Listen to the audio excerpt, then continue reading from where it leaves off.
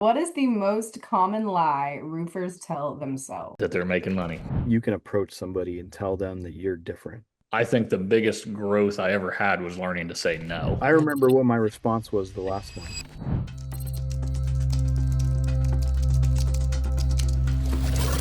Hello, everyone, and welcome back to the Roofer2Roofer show. My name is Allie. I am the head of partnerships over at ProLine. And join with us today, we have Scott Tebay from Rainstoppers Roofing and John Starry with Steadfast Roofing, here to answer any questions that you might have, big or small, about your roofing business. Feel free to use that Q&A section there, as we have a lot more fun when you guys ask us questions live.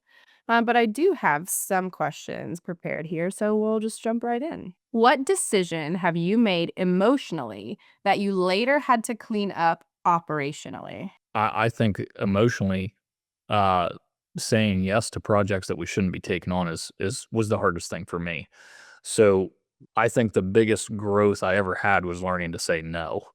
And you go like, especially when you're still selling as the owner, too many times you'll show up to a project that is someone you know, someone, a friend's aunt or whatever, some sort of relationship, especially in a small community like I'm in. A lot of people, and you show up and you want to make sure you try your best to take care of them. And what I've learned over the years is the best way to take care of them isn't necessarily by doing their project. Um, because you're taking on something that's outside of your comfort zone a lot of times. So a lot of times the best thing to do is say no and direct them in a path that they can be served well. Another company, another contractor that specializes in that trade. Yeah, great first answer. What about you, John? I mean, aside from what Scott mentioned, I've made some bad hires and things in here, um, hiring off of emotion and then having to, let them go because they just weren't a good for the culture, for the company, for, you know, really doing things the way that I kind of want to see things get done. So Makes sense to me. All right. When have you ignored your guts and regretted it? Don't think my gut does me wrong. I love that for you. I just don't think it does. I think my problem is not listening to my gut. If I make a decision that my gut said go with it and I decided to overthink it and go a different direction, that happens often. If I would just, go with my heart, go with my gut on a decision, that's usually where I have the most success, I would say. But I can't think of a particular. I mean, it's just, yeah. Do you struggle to differentiate between like your gut and impulse? Not anymore. I'm much more calculated now to where I take what comes as instinct, which instinct for me is usually the best option. That might sound arrogant, I guess, but it's just for me that my instinct is usually the best choice. And if I would stick to my instinct, that's best. But now I'm a little more uh, a little more level headed about how I run business, and I will take time to calculate the decision and really think it through, think all the possibilities through before I do make a big decision. So, yeah, I don't think it's an issue anymore. so my gut always led me the right way. But times when I've regretted, not listening to my gut, typically has to do with, falling into the trap of like coaching sessions or like coaching groups or like things like that, that like, you think that you're going to walk away with something that's going to be profound, that you're going to be able to bring back home to your business and things, right? And oftentimes many of those really turn out to be letdowns. And like I haven't really made that mistake much lately, but back whenever I was first getting rolling here, I was like, you know what? I'm gonna see what some of these other guys and oftentimes, like if you don't do your due diligence and like you don't ask like people that you actually respect, like what their input is on these groups or these like training sessions and things like that, you end up falling into like hearing a lot of the same old like regurgitated stuff that you've heard like a million different ways. That really, you walk away empty, you know?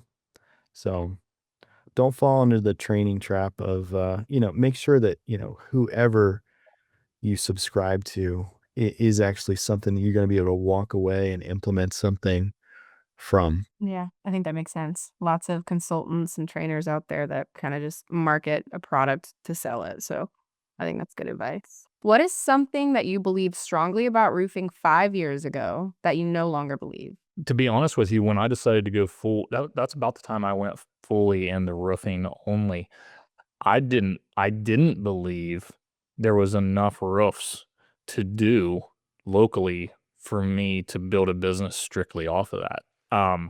It's really, really surprising when you're not in this industry how many roofs get replaced a day. Just in the Mid Ohio Valley, right here where I live, we're doing 3 to 4 jobs a day. So, and we're not the only guy, obviously. You know what I mean? There's plenty of competition. It's surprisingly saturated for as small of an area as it is, and we still are doing 3 to 4 a day here. So, um, yeah, my mind's completely shifted. Guys like John, I envy a lot, even though he's got a whole nother challenge that I don't have. Tell me more. The challenge he doesn't have is geographically, he doesn't have to go out. Like for me, to 3 to 4 days, all we'll probably ever do in the Mid Ohio Valley. We have a very, very large market share in this area, larger than what probably makes sense for ad cost and different things. So he doesn't have the challenge of having to expand geographically to take on, more clients, put more sales reps to work, whatever. Um, but I don't also have 3,000 roofing companies in that same area. So, yeah, it's surprising how many roofs get replaced a day, even in a smaller region like I'm in. I totally forget the question. No, you're good. It was something that you believed about the roofing industry 5 years ago that Okay. you no longer believe. So I was doing a lot more insurance work whenever I first got rolling down. And like I didn't really see like retail being as prominent as what it is. But man, I'll tell you what, like things really shifted here in Florida really, really quick. And like you can still be successful as a roofer doing insurance here in Florida, but man, you gotta I'm glad that I'm not on that side of things because things have got really, really tough down here as far as that goes. So Makes sense to me. If you guys have any questions, feel free to pop them into that Q&A. Otherwise, we'll just keep rolling along with what I have here. What's something that's part of the industry that we pretend is normal but probably shouldn't? Subcontracting, 100%. There's literally nowhere else, no other, not that I'm aware of, any other industry that does that. And I know many industries do performance pay, which I believe, in my opinion, that should be the only pay. Like I think salaries should be deleted, hourly pay I think it should be all performance pay. You know, you eat what you kill. So that's the the business I like. I do run subs. I think it's the craziest thing in the world. Like I can't believe that it's normalized. Like I've always worked with subs, built houses. You sub out electric and drywall and HVAC. I even subbed out roofs for a lot of time just to other local contractors because we were building so many houses, we just didn't have time to do the roof. That seems normal to me. One roof, one sub. I work with him maybe 8 times a year to put a handful of roofs on that I can't get to. That makes total sense to me. But as a country, almost I bet 80% of roofs sold by roofing contractors are performed by someone else. And that is the wildest thing to me. Although I'm part of that group, I don't really agree with it. But honestly, it's until they say no, or until there's outside influence that stops it or hinders it more than they have, it is the best way. Not saying long term it's the best way, but for today, it is the best way. so I think something that is normal in this industry that I things should be. And I'm sure, Scott, you can attest to this too, man, because like you and I have talked about this before, but just the amount of drama that there is in this industry and roofing specifically, like, oh my gosh, like social media is just all about like who swings the biggest hammer and like who installs the best roof and like man, just save the drama for your mama. And like I try to stay out of every bit of that. And if like there's somebody that's like continuously just like that's all that they're doing, like I just block those people. I don't want to see that stuff. I don't watch the news for that, for a lot of those same reasons. I stay politically homeless as a business owner. Like nobody needs nobody needs to know what I think about that stuff. That is my opinion. Let's just keep it to me. Like we don't need to be spreading all this hate and stuff in like an industry where we all have the opportunity to kind of like help each other and build each other up and like, you know, push past all that. But people just dig in deeper and it's just why, guys? Like stop. Politically homeless is hilarious. I don't think I've ever heard that term before, but I'll be peppering that one into my vocab immediately. It's a good one. I got some zingers over here Bangers over there. No, I love that. for sure. What is the most common lie roofers tell themselves? that they're making money. Tell me more about that. Well, I see we've got Dave Sullivan in the audience here, and I know Dave can attest to this just as much as I can. I'm not a consultant and I'm not a coach like Dave, but with a lot of new ProLine users, I do help a lot of them kind of get the ball rolling and kind of help them just get their account, working the way that it's meant to be worked. So, the amount of guys that think that they're making money that are in fact not making money is a large majority of contractors. They might be making a wage, but like that's all they're making. And I was that guy for a long time. Like I'm not saying I'm above that. I was right there with them, and in many weeks losing money on a weekly basis. That was not uncommon for a long time for me, and I know that's not uncommon for a high percentage of contractors. So yeah, but they keep telling themselves because they have money in their bank account today. I got 20 grand in my bank account. You're still taking a loss this year, like because they just push the buck, take deposits, rob Peter to pay Paul. At the end of the year, they're losing money, even though they see some money in their bank account every once in a while. They're not making money. So the biggest lie, is that what we're talking about? That roofers tell themselves? Bingo. Yep, that's it. So I mean, I gotta say this because I'm actually here at Ocean Prime right now in Tampa, gonna meet up with Owens Corning. Anybody that thinks that Owens Corning isn't the best shingle is like absolutely telling themselves a lot. But boy, I had something like really good and He had a smart ass remark and he forgot. yeah, I know I do that sometimes.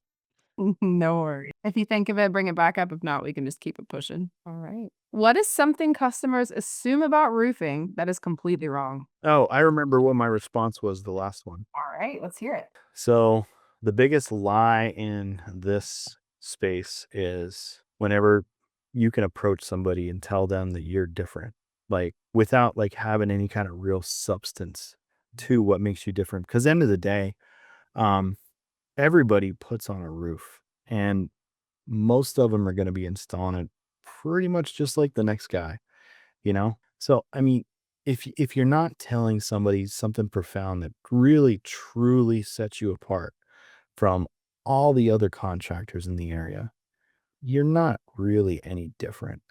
Everybody's going to have the same kind of warranties they can offer. Everybody's going to put the same number of nails in the shingles. Be unique. You're not that different. Yeah, totally fair. Get creative. Set yourself apart. I love that. Okay, the next question up was, what is something that customers believe to be true about roofing that is not true? Breaking a belief here on behalf of the homeowner. I think the biggest surprises for homeowners that might fall in line with this question would be a few things. Price. I don't think with the industry pricing changes over the last, gosh, it's been 5 years now. They're still just not real aware of what this is going to cost. I mean, which is kind of unbelievable considering it's such a large component to a home. I mean, it's literally one of the main components of a house. And when you got a $15,000 roof, people would think it's supposed to be 7 grand. We see that a lot. Um, so I think that's a big misunderstanding, I would guess. And then a couple other ones are going to be things like how much of a mess it's going to be and how big of a project it is. Like you're ripping the whole roof off. It's loud. You're banging around. You're shooting nail guns. Yeah, they're not shotguns, but they're still loud when you're shooting them into the roof. I always feel like, especially people that work from home, we still see a lot of people working from home are always like, man, that was a freaking racket the whole day. And it's like, what did you expect? Like, did you expected us to tiptoe? You know what I mean? Like, so I think those are two things that are just not really well understood. We actually alleviated a lot of those problems, like the noise and the mess and things like that. We set up an automation in ProLine. As soon as the customer signs a contract, we send out a text and an email um, addressing that and kind of setting the expectation. And like the very first sentence is, understand we're ripping your roof off. It's going to be a mess and it's going to be loud. Just those things. Like, and we've got like 10 items that we address right off the rip. That way, before we even order their materials, if they read that and they decide they want to back out, we let them back out. It doesn't happen maybe twice a year, but we just set that expectation. Hey, this is organized chaos for a day. You're just going to have to deal with it for us to get this roof on in a timely manner. So, yeah, those are things that I think are just, I guess, misunderstood. I mean, something that I think that a lot of homeowners get wrong, in thinking is true, but is not, is like they see limited lifetime warranty. They're like, oh my gosh, I'm never gonna have to replace my roof again. Like, no, it don't work like that. Like, especially down here in Florida, like, everything is a 30-year product. And while it may have like a 50-year wrapper or something, like it's still a 30-year product. And so many people just get that wrong and they get so bought into the idea that like this is the last time they're ever gonna have to do anything to the roof. And it just doesn't work like that. So like I'd really like to kind of get that cleared out of this whole space. But the other thing though too, like I'm sure everybody in every market right now is running into this, but we have so many people that are just racing to the bottom with their prices. And a lot of homeowners really think that like price is value and it's just not. Like what corners are truly being cut to kind of be that much lower than the next like middle priced person? If people truly sat down and broke out like all the differences in each estimate, I truly think that people would stop thinking so much about, my gosh, well, this guy's like $2,000 cheaper. I'm going to go with him. Just because they're looking at the actual manufacturer of who makes the shingle, but like they're not looking into all the other components that went into making that estimate. Yeah, that makes sense. Good feedback, guys. All right. If you have a question, pop into the Q&A. We do have about 20 more minutes left here to answer some questions. What is a red flag that you now spot instantly in customers, employees, or partners? I'm going to say partners. To me, that's like, and I'm a bad partner. That's why I say that. I'm a terrible partner. Don't ever partner with me. Anybody wants to partner with me, it's not a good idea. Because like I'm doing some other stuff right now with a quote unquote partner, and it's going fine. But someone always feels like they're doing more work. Someone feels like they're putting in more effort. Someone feels like they're not appreciated enough. It's just it's why? What's the point? What do you need a partner for? Like I've never quite understood the need for a partner. Just hire a higher level guy and pay him pay a high wage for him. Like why would I want to take on say a 50-50 partner that I've got to split, let's just say $1 million in profit with? I'm just throwing a number out, right? That's a good business. Your company's making $1 million. That's a really good business. That guy's you're gonna pay him $500,000 to be your partner. You can probably hire someone that does everything he does and maybe more for $200,000. $200,000 a year for like a COO is definitely reasonable pay for a really high qualified guy that could do the exact same thing. So, now, yeah, the partner, if you have a bad year, doesn't get that pay, obviously, but they do get some pay because they should have a salary anyway. Every owner should have a salary. So they're already getting some sort of pay, and then you're splitting whatever profit was left probably with them at the end. I just don't think there's any need. I think at the end of the day, it's gonna be way more of a problem than it's ever gonna there'll be way more downside than upside. I'll just touch on the other two then. Red flags for customers is somebody that says that they're an engineer, somebody that says that they're a lawyer, or somebody says that they used to do it for a living, right? Like those guys will, like, especially the people that say that they used to do it, be up on the roof with the crew, picking apart everything that they do. And like it's not worth the headache. But then as far as employees and stuff goes, like my biggest pet peeve and like red flag with employees is just people that can't take accountability for, I'm not even going to say it, their own actions. I'm going to say like a of their own actions. Um like guys, like we all screw up sometimes, you know? But whenever that happens, like don't try to fib about it or like lie about it or like end of the day, like we wouldn't be approaching you about it if we didn't already know the truth of it all, you know? So just own up to it and do better and move onward and upward. That's it. Makes sense. Makes sense to me. Yeah, homeowners on the roof sounds like a nightmare, honestly. What keeps you up at night that your team does not see? Nothing anymore. Obviously, that I'm just like the most handsome one on the team, but yeah, Should have known I wasn't gonna get a straight answer out of you. they're all just so blind to that. Mhm. Just starstruck, truly. Right. Makes sense. All right. How do you prevent stress from leaking into your leadership style? Prevent stress Mhm. from leaking? That's a good question. I guess that kinda goes back to the last question. I used to I feel like I was stressed often, like, whether it was a disgruntled customer or, my schedule was so full that I couldn't see straight or, yeah, just, most of the time, it was too many irons in the fire for me. I would take on and bite off way more than I could chew. Um I don't do that anymore, and I don't really even deal with too many disgruntled customers. If they get to me, which they do from time to time, they finally find their way to me. Um, I've just become okay with understanding that uh, some people are assholes, and that's just what it is. And actually got in an argument with a customer last week. It's the first time I've had to deal with a customer in months, and I've got one sales guy that he's the best. He doesn't miss. He's super sweet. He takes care of everybody. He's over the top on communication. Like everything's always done well. And I trust him with anything. I actually gave him a blank check today. You know what I mean? Like I trust him. He's a signer on my bank account. Like I trust him with everything I got. And he, my guy explained to me the situation, and the customer told me that my guy was a flat liar and blah blah blah blah blah.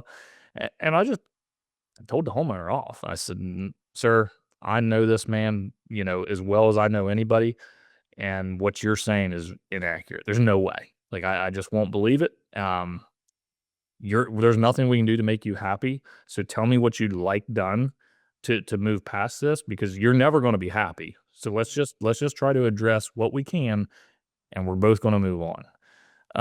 And it was a little bit more rash than that because he was screaming at me, so I got a little loud back with him, but, I don't let it stress me out anymore, so I can't say it really affects my leadership style 'cause I just don't really let that stuff stress me out anymore. I've just come to understand what the world is, and it can't be stress. You can't let it be stress. Mm. Yeah, that makes sense. I mean, just having the right people in the right seats and things prevents so many issues. Where I'm only truly involved in the stuff that I truly need to be involved with. Um, and there are still customers that I need to get involved with and whatnot. But, end of the day, I've probably been through every scenario that I could go through at this point. And I mean, the number one question that I end up like resolve with is just turning it back to them and asking them like, well, hey, what is fair? And then you get your answer and you find out exactly what it's going to take to make them 100% of the way happy. And like you can move on, take a deep breath and not have that hanging over your head anymore, Yeah, I think that makes sense, guys. Who do you talk to when you don't have answers? Talk to John. Talk to Scott. That's the one good thing about he lives in Florida and I live in Ohio.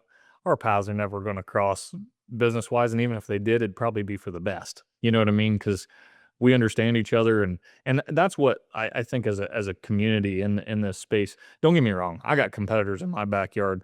I do not like them. They do not like me, and that's okay.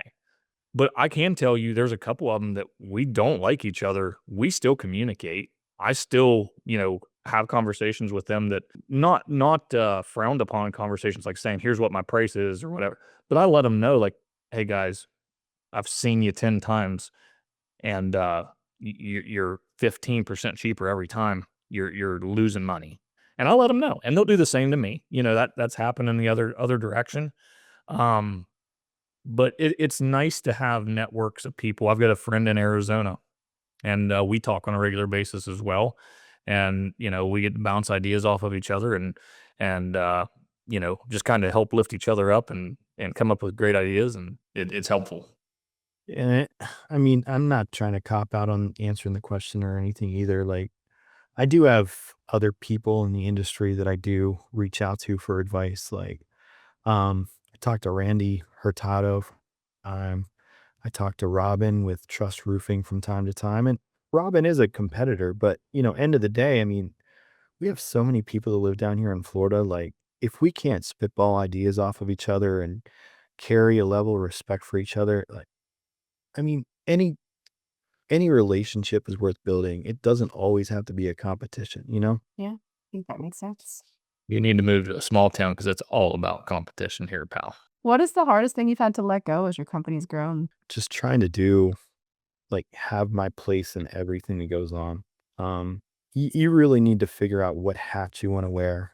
And like right now, I mean, the hat that I'm wearing is like, I really enjoy like the marketing side of things. I'm finding new and inventive ways to kind of like get out in front of people that we haven't reached before. I'm loving finding ways that we can actually be unique from everybody else out there. And I'm not gonna like say exactly what I'm doing this year to do that.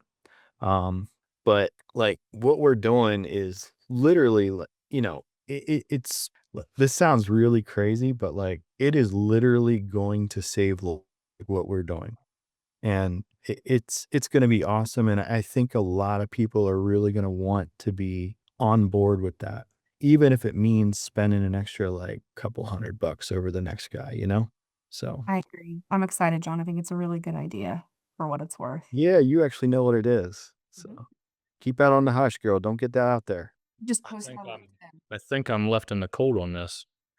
Yes, I a love little that. Wednesday.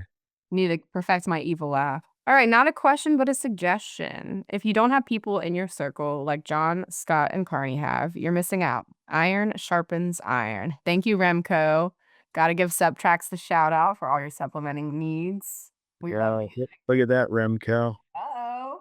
Proverbs 27:17, baby. I take it was a RoofCon conversation. It wasn't. Oh, But I now mean I that, that know. that's literally verse 27:17 means is iron sharpens iron and one Oh, man sharpens another. I love that. So cute. All right, what kind of roofing businesses aren't going to be around in the next 10 years? Oh, man. Loaded question. Yeah, no, I said yeah. Actually, I don't ever answer your question straight. I could be a politician because I just answer it however I want. Whatever you were already thinking, you just get it out. Yeah. I actually think that there's going to be a time where this industry's all home service industries are really going to struggle. Maybe not custom. Custom might be the one place that doesn't struggle as much, but AI and robotics. I mean, if you don't believe at some point they're going to take over a big part of the marketplace, I think you're just wrong. Like, I don't think it's close. But when I started building a business, when I realized this was more than just going to be a job for me, I envisioned my kids maybe taking this on someday. I have accepted the fact that it is very likely that this business may not be a real viable option 20 years from now, 30 years from now, when they're, at the age to prepare to take something like this on. Um, so I've been getting back into real estate some too. I think that's one business that people have to have a place to live. Doesn't matter if robots are doing shit or not. You have to have a place to live. So, um, but I do think they've slowly but surely been taking away this subcontractor uh, game to where at some point, if you don't have in-house labor, it's just not going to work. We're starting to toss ideas around about bringing back in some in-house crews just to slowly diversify back to where we are running some in-house, some sub, so we can be prepared for that when that day comes. Because 10 years from now, and in the last 5 years, I mean, you think about the immigration stuff that's going on with ICE right now, and the stuff that they're doing with 1099 employees.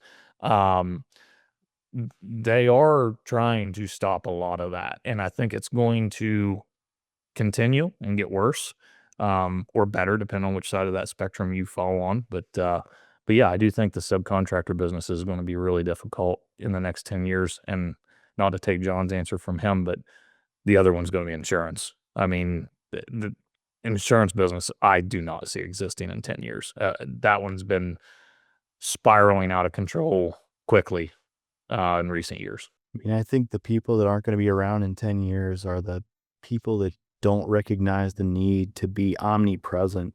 Um, so you need to be like, especially in the digital age, right? You can't rely on word of mouth solely anymore. You can't rely solely on like knocking doors.